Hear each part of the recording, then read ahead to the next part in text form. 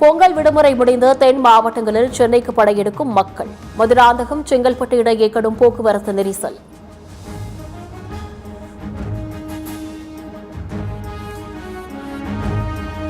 பொங்கல் விடுமுறை முடிந்து வேலை நகரங்களுக்கு மக்கள் புறப்படுவதால் ரயில் பேருந்து நிலையங்களில் அலைமோதல். திருநெல்வேலியிலிருந்து சென்னை செல்லும் வந்தே பாரத் ரயிலில் கூட்டம் நிரம்பி வழிகிறது.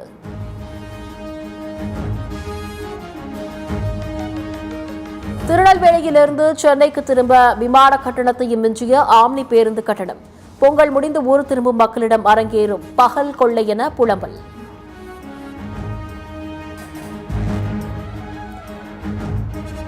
சிபிஐயின் 2ஆம் கட்ட விசாரணைக்கு ஆஜராக தனி விமானம் மூலம் டெல்லி புறப்பட்டார் விஜய்.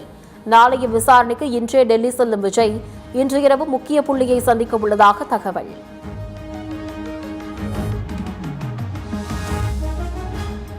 கொடைக்கானலில் 4 கிலோமீட்டர் தொலைவிற்கு அணிவகுத்து நின்ற வாகனங்கள்.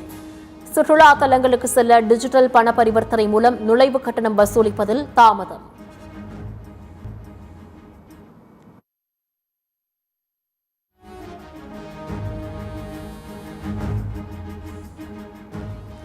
தமிழக அரசின் சார்பில் அனைத்து மொழி புத்தகங்களுக்கும் தேசிய அளவில் விருது வழங்கப்படும். பன்னாட்டு புத்தக காட்சி நிறைவு விழாவில் முதலமைச்சர் மு.க.ஸ்டாலின் அறிவிப்பு.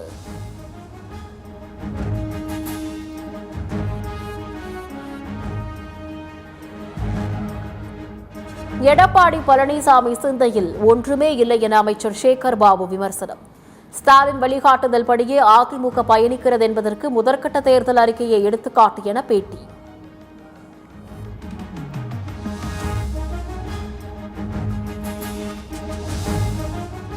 நான்கரை ஆண்டுகள் அதிமுக திட்டங்களுக்கு ஸ்டிக்கர் ஒட்டி வருவதை மட்டுமே ஒரே வேளையாக வைத்துள்ளது திமுக அரசு. எடப்பாடி பழனிசாமி ஒரு வாக்குறுதி அளித்தால் அது செயலில் நடக்கும் என்பது திமுகவினருக்கே தெரியும் என அதிமுக பதிலடி.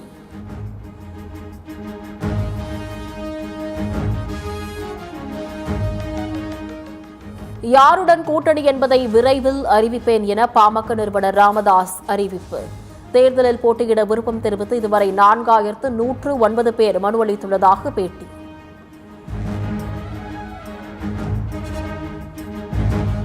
கோவளம் நன்னீர் தேக்க திட்டத்தை கைவிட வேண்டுமென நாம் தமிழர் கட்சியின் ஒருங்கிணைப்பாளர் சீமான் வலியுறுத்தல். 16 மீனவ கிராம மக்களின் வாழ்வாதாரத்தை பலி கொடுத்து உருவாக்கப்படும் நன்னீர் தேக்கத்தால் ஒட்டுமொத்த உயிரினச் சூழலும் அழிந்துவிடும் என எச்சரிக்கை.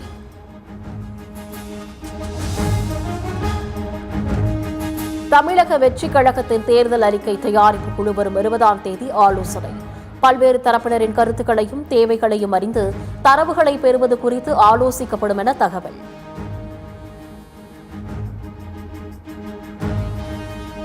டெல்லியிலிருந்து 222 பயணிகளுடன் மேற்கு வங்கம் புறப்பட்ட இண்டிகோ விமானத்திற்கு வெடிகுண்டு மிரட்டல். விமானம் அவசரமாக லக்னோவில் தரையிறக்கப்பட்டு வெடிகுண்டு நிபுணர்கள் சோதனை.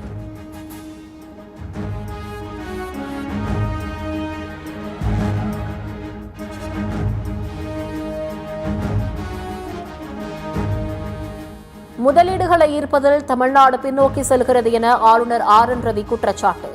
கல்லூரிகளில் பணியாற்றும் பல பேராசிரியர்கள் தகுதி வாய்ந்தவர்களாக இல்லை எனவும் விமர்சனம்.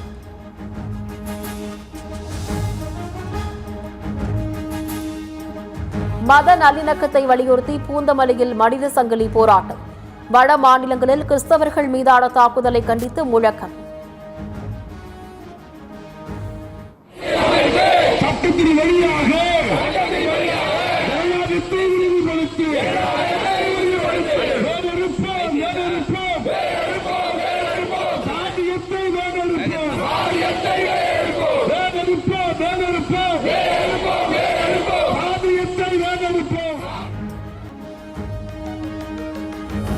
நாகை மாவட்ட ஆட்சியர் அலுவலகம் முன்பு விவசாயிகள் முற்றுகை போராட்டம்.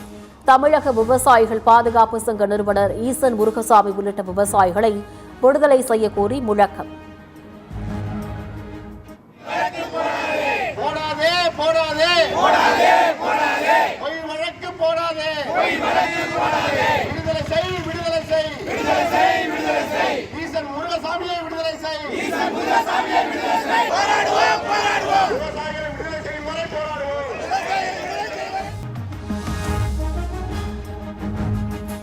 கிரீன்லாந்தில் கடும் பனிப்பொழிவிற்கு மத்தியில் மக்கள் பிரம்மாண்ட பேரணி. கிரீன்லாந்து விற்பனைக்கு அல்ல என கூறி அமெரிக்க அதிபர் டிரம்பிற்கு எதிராக முழக்கம்.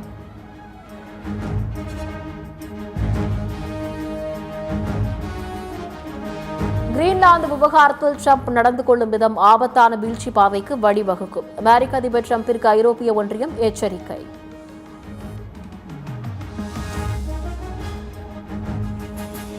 அமெரிக்காவுடனான வர்த்தக ஒப்பந்தத்தை நிறுத்தி வைத்தது ஐரோப்பிய ஒன்றியம். கிரீன்லாந்து விவகாரத்தில் ஐரோப்பிய நாடுகள் மீது 10% வரி விதித்து மிரட்டல் விடுத்த ட்ரம்பிற்கு பதிலடி.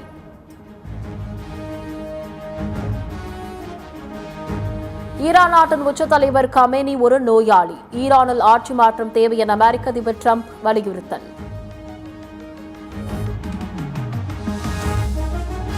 துபாய் சீரிஸ் ரேசிங்கில் என்ஜின் கோளாறு காரணமாக ஓடுதளத்தில் கார் தீப்பிடித்ததால் ரேசர் அஜித் குமார் வேதனை.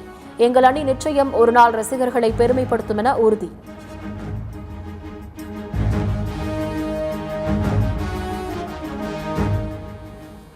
ராயல் சேலஞ்சர்ஸ் பெங்களூரு அணியை நடிகர் ரன்பீர் கபூர் வாங்க திட்டம். 8% பங்குகளை வாங்க தீவிரம் காட்டி வருவதாக தகவல்.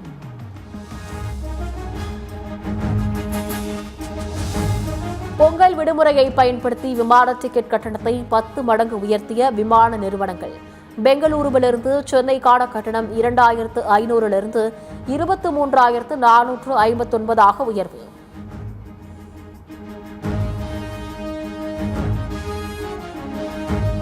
இந்தியாவிற்கு எதிரான கடைசி ஒருநாள் கிரிக்கெட் போட்டி. இந்தியாவிற்கு 338 ரன்களை இலக்காக நிர்ணயித்தது நியூசிலாந்து அணி.